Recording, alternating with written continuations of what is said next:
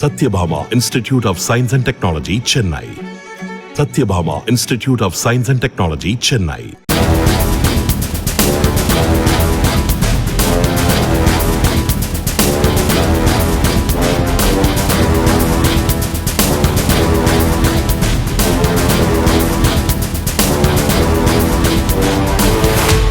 சென்னை குரோம்பேட்டையில் ஒரே இரவில் இருவேறு இடங்களில் நடந்த கொலை சம்பவங்கள் குறித்து போலீசார் விசாரணை நடத்தி வருகிறார்கள். குரோம்பேட்டையைச் சேர்ந்த லாரி உரிமையாளர் தாமஸ் சபரி என்பவருக்கு கொடுத்த 30,000 ரூபாயை திருப்பி கேட்டதால் தகராறு ஏற்பட்டதாக கூறப்படுகிறது.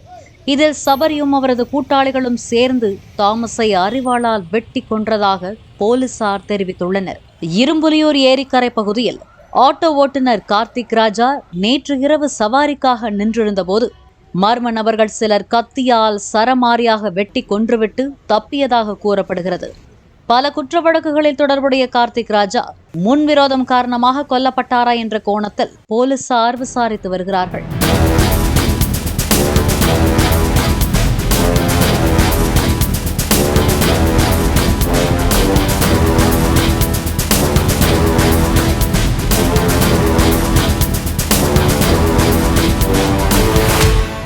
Satyabhama Institute of Science and Technology, Chennai.